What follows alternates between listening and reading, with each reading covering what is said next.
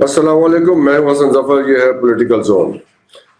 1991 اور 2014 یہ 2 سال مد نظر رکھیے آج کی گفتگو کے حوالے سے۔ یہ 2 سال کیوں اہم ہیں؟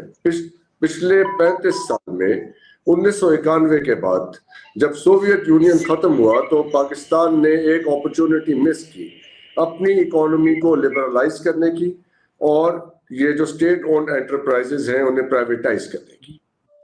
We missed the train. Another landmark 2014 میں کیا ہوا؟ یونیپولر ورلڈ جو کہ 1991 میں قائم ہوا تھا سوویت یونین کے ختم ہونے کے بعد، اس کو ایک دھچکا لگا۔ وہ دھچکا لگا، روس نے کرائمیا کو انیکس کر لیا اور اس پہ قبضہ کر لیا۔ اس کے ساتھ ہی 2014 میں ایک اور چیز آئی، واٹس ایپ آیا، دیگر سوشل میڈیا آیا، سوشل میڈیا عام ہوا، 4G 5G، یہ ڈیجیٹل ریولوشن آئی۔ اب اس کے آنے کے بعد پاکستان کی سیاست میں اس کا کیا کردار ہے؟ ان دونوں چیزوں کا۔ سوشل میڈیا آ گیا جس کو ہم مین اسٹریم میڈیا کہتے تھے، ٹیلی ویژن میڈیا، اس پہ ایک زد لگی۔ وہ زد لگنے کے بعد ہماری پولیٹیکل پارٹیز، ہماری اسٹیبلشمنٹ، ہماری سوسائٹی اس چینج کو ایبزارب کرنے کے لیے نہ تو تیار تھی اور نہ وہ ایبزارب کر سکی۔ نتیجتاً کیا ہوا؟ ہمارے ہاں پولیٹیکل پرابلمز کریٹ ہونی شروع ہوئیں۔ جو ٹریڈیشنل پالیٹکس تھی وہ آؤٹ ڈیٹڈ نظر آنے لگی۔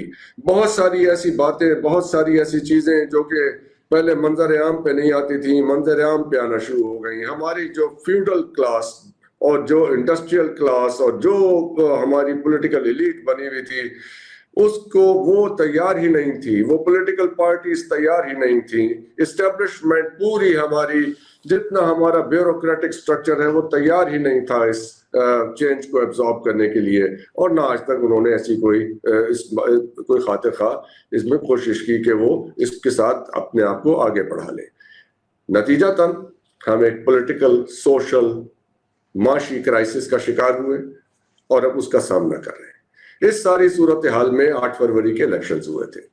8 فروری کے الیکشنز کے بعد جس کو سوشل میڈیا کی پارٹی کہا جاتا تھا وہ ڈومینیٹ کر گئی، لیکن وہ پارٹیز جو ٹوٹلی آؤٹ ڈیٹڈ تھیں، جن کی آئیڈیالوجی، جن کی ورکنگ، جن کا سارا سسٹم آؤٹ ڈیٹڈ تھا، وہ ہماری جو ساری اسٹیبلشمنٹ، بیوروکریسی، یہ سب نے مل ملا کے اسے پچھلے 10 مہینے سے چلانے کی کوشش کی ہے۔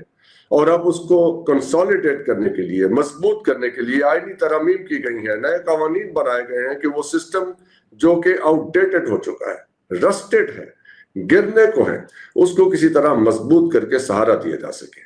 تو کیا یہ آئینی ترامیم، یہ 26ویں آئینی ترمیم اور یہ جو 6 ایکٹس پاس ہوئے ہیں قومی اسمبلی سے، کیا یہ اس سسٹم کو جو ٹوٹلی آؤٹ ڈیٹڈ ہے، جو بالکل ان لائن نہیں ہے نئی ڈیولپمنٹس کے ساتھ، نئی ٹیکنالوجیز کے ساتھ، کیا یہ سب کچھ اسے سہارا دے سکے؟